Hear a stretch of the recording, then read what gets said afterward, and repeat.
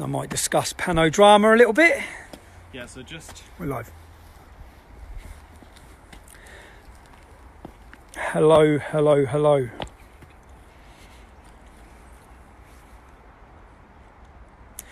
Shamima, is it Begum? Is that how you say it? The little jihadi bride who's our responsibility apparently.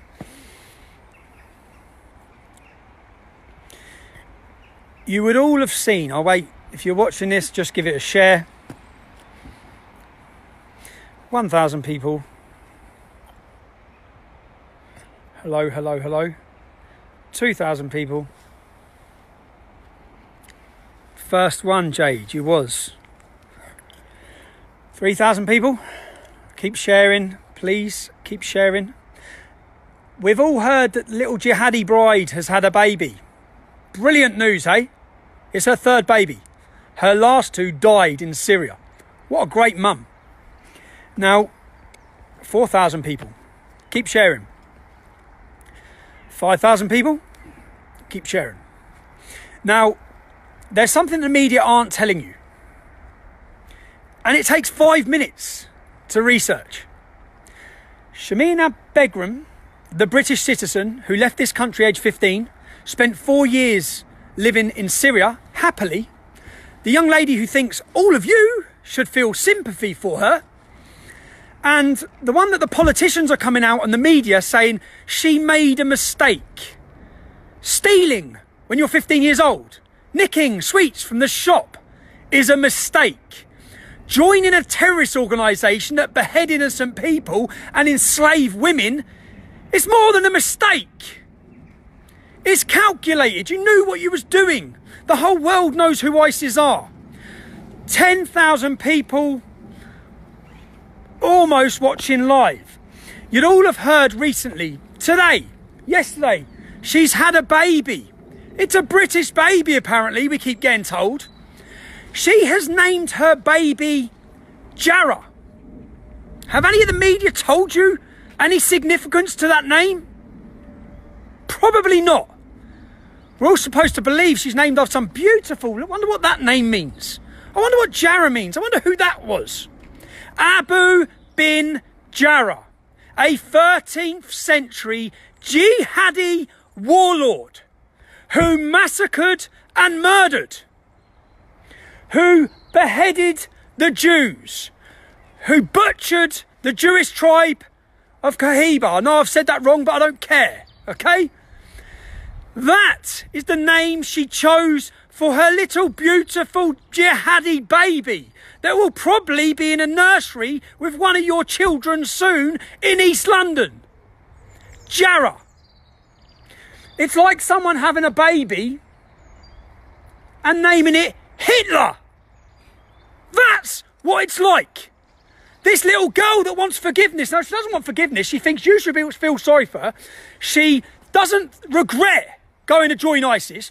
She has aided and abetted, even by being a jihadi wife. Whilst those men went out and slaughtered the innocent, whilst they went and done that, she made sure they had a home. She protected them. She washed for them. She cleaned for them. She helped them. God knows she probably took part in what they did. But you should feel sorry for her. She will come back to this country. She will be given a house before any of the ex-servicemen who are freezing and dying on the streets of this country. Because Jacob Rees-Mogg, the toff that he is, believes she deserves a second chance. She was 15 when she went. She deserved a second chance. How many of the 15-year-old girls blown up in Manchester by another jihadi, how many of them deserve another chance? You want to send our soldiers away.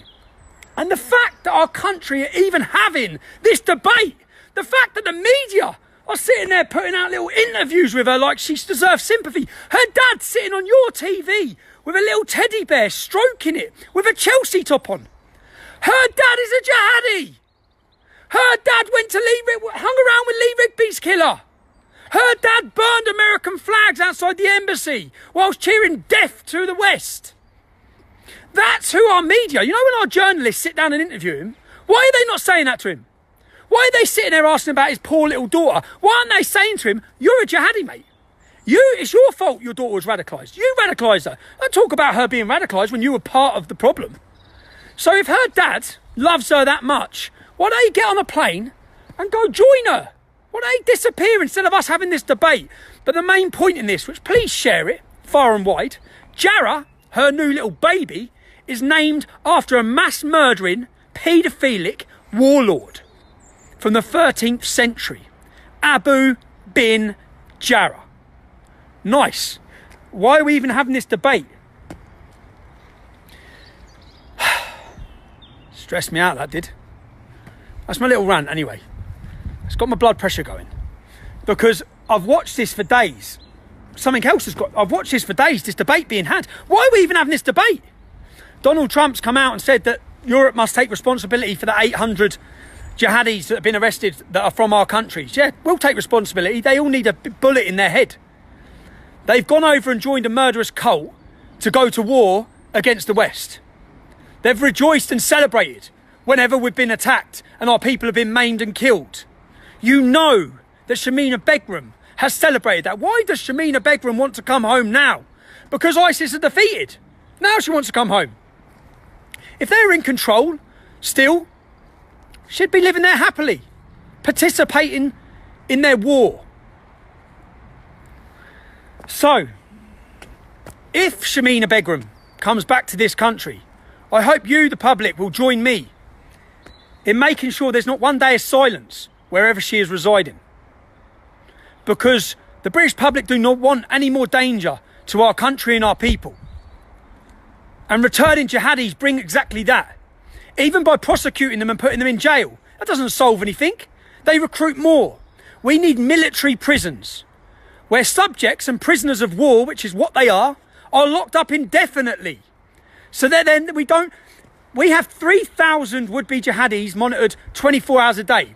Then we have another 22,000 would-be jihadis who we don't have the resources to monitor those 24 hours a day. So we have to put our resources into the top 3,000 that we believe are a danger to us. The last 4 terrorist attacks were committed by people not in the top 3,000. So why would we want more returning jihadis? A danger to every single one of us. Any media showing sympathy to this terrorist sympathising bitch should be called out for that. Her father should be called out. Every politician who says she needs another chance. She had her chance. She made her choice. And so many people have suffered in that country because of the choices she made. Goodbye. And make your plans for Panorama. Panodrama. Saturday, the 23rd of February, Media City, Salford. We will show a documentary and expect between now and then the media to continue their onslaught of attacks upon me. Yesterday, The Sun, The Guardian, the BBC, The Independent, the Daily Mail, all of them run headlines that Tommy Robinson supporters, that's you if you're watching this now, Tommy Robinson supporters attack rape charity. No, a rape charity had a banner that was for black Asian victims of rape. I pointed out and just highlighted it and said, I guess white victims don't matter. I didn't ask anyone to attack that charity. I pointed out that charity is discriminating. And if there was a banner that said only white victims of rape are allowed to call this number, I'd have called that out as well. Reverse racism against white people seems to be accepted. I've just read a banner of Muslims only, a day in Leicester. Muslims only. If there was a banner that read non-Muslims only, people would be in uproar. Every one of you fake news elite journalists sitting there watching this, you'd all be running your little typewriters writing about that. But how many of you have reported anything on Panodrama? Not one. By doing that, you're exposing yourselves. See you all at the takedown of Panodrama, February 23rd in Salford. Little baby Jarrah coming to a nursery near you.